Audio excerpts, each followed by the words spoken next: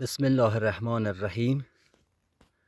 امروز چهارشنبه 3 دی ماه 1404.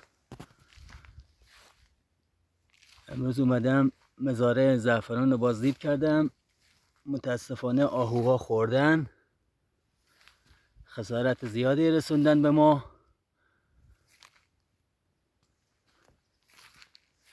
به اداره محیط زیست شهرستان بشرویه هم اطلاع دادیم. میگن ما محیطبانای ما شب نمیتونن بیان دور بزنن. متاسفانه هیچ که نیست که به دادمون برسه.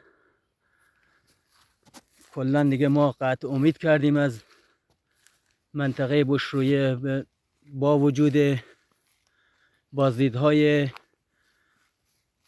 گذشته که اومدن و مردم اعتراضات خودشونو بهشون تذکر دادن و متاسفانه جوابی تا حالا نگرفتن. هر سال همینطور حساب کنید. ما دیگه نمیدونیم چی بگیم. موندیم. هیچ مسئولی تو بشرویه جواب ما رو نمیده. به کجا پناه ببریم مسئولین محترم؟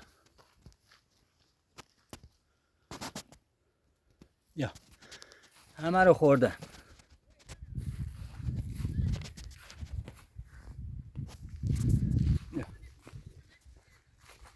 یا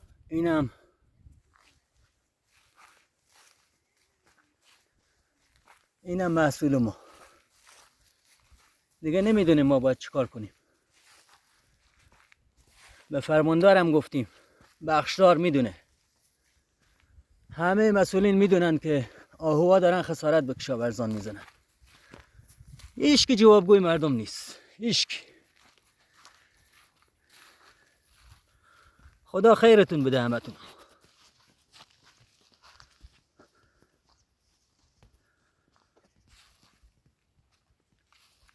یا خوردن دیگه، چیزی نذاشتن. یک کشاورزی که یک سال امیدش محصول زعفرانشه، اینم محصول زعفران ما، اینم از آهوها. میگن محیطبان ما مسئول اینن که کسی شکار نکنه. مسئول این نیستن که بیان جمعشون کنن از تو زمین مردم.